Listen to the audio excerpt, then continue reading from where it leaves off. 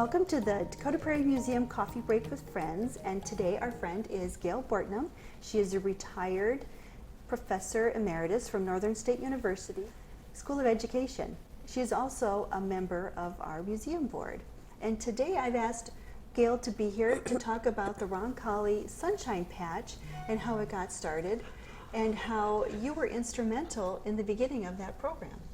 Yes, I actually felt very proud of the Roncalli Sonshine Patch because I believe it was in March of 1988, the principal of Roncalli, Nancy Zank, wanted to have an all-day kindergarten. And what was decided was they asked families, and they didn't want all day. At that time, many parents were still at home, and they wanted their kindergartners only to go half days. So they started to do research on could they help the families have preschool, and then also after school wraparound services, which was unheard of at that time. This was really a new idea for Aberdeen. And I believe Nancy looked into some programs in Sioux Falls and also in Washington State and found that families loved coming to a school that would give services before and after school for their children. And so that's kind of where it evolved. And the board decided that they would do an experiment and see if they could have preschoolers half days and let the kindergartners come half days, and maybe even go into first and second grade. And so when it first began, they decided they would have to get a license from social services, and they would have to have a director/teacher that had early childhood background. Yes. And so how did that first year go?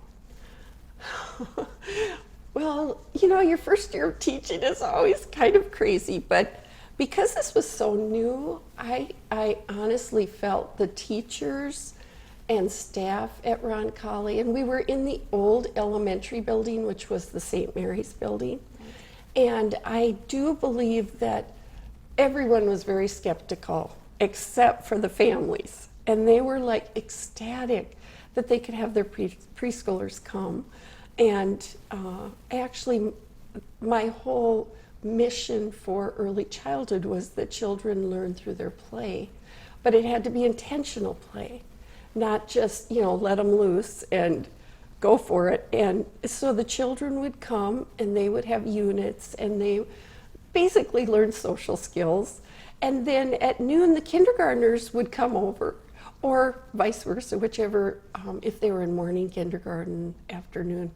And at one time, at lunchtime, we would have up to 40 children as time went on. The very first year, we thought we had so many kids, and we maybe had 10 that would come part-time, and we had 2 aides and me planning, and it was very small, but it was exciting, it really was, because after the first year, each year for 3 years, we doubled our numbers almost each semester, because it was such a wonderful program and it was so new and families were very supportive.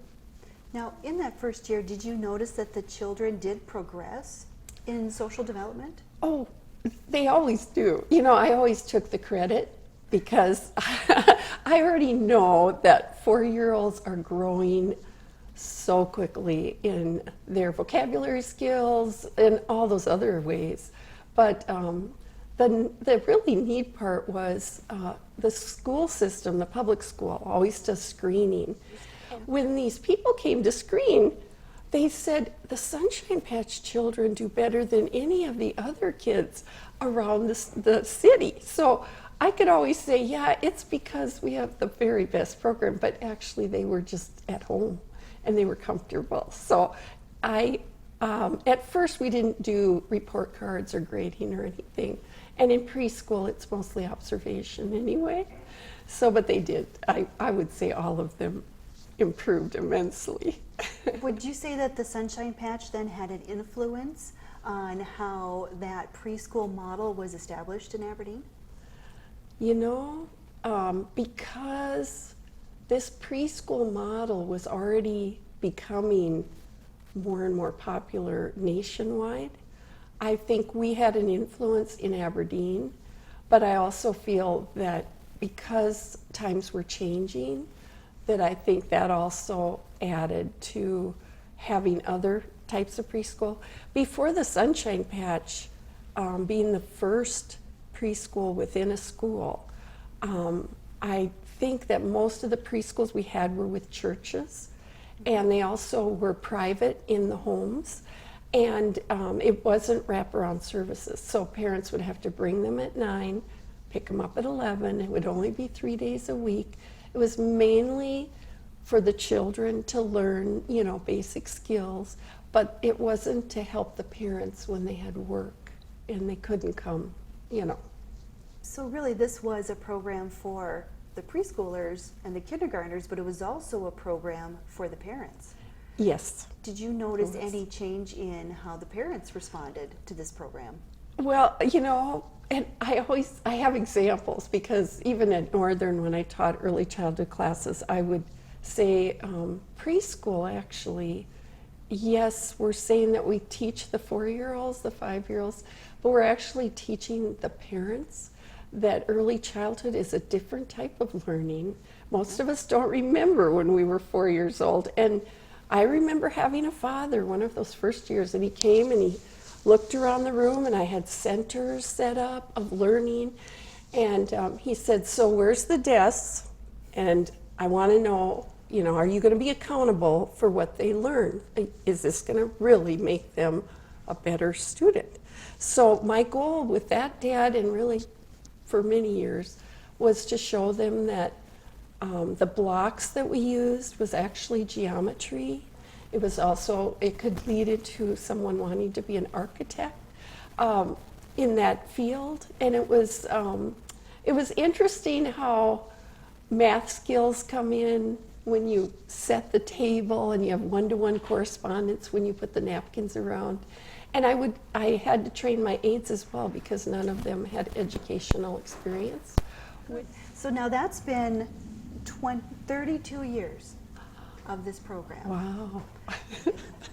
Do you consider it a success? Oh, yes, I'm so proud of it. I really am. And I'm also proud that the program today has really expanded their understanding of early childhood. They've allowed the teachers still to let them use play as a base.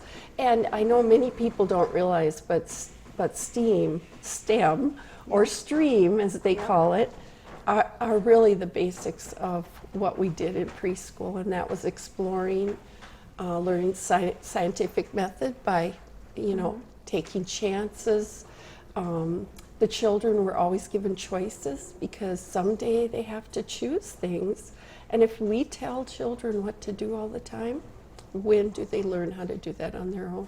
So one thing that was beneficial was when they hired me as the first director, I asked that I be paid the same as the elementary and secondary teachers.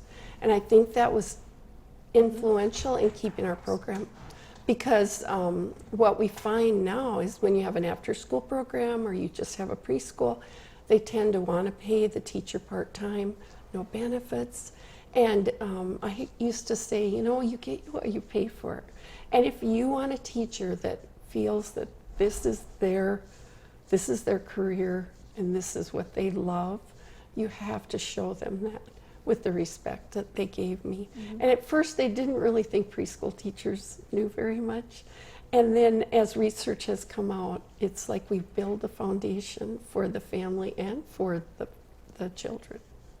Well, I think the Roncalli Sonshine Patch has been a great part of Aberdeen's history, and I'm so glad that you were there at the beginning to help shape it and form it. And thank you for coming today to talk about it, because I know that you still love it. I do. Thank you so much. Yeah, thank you.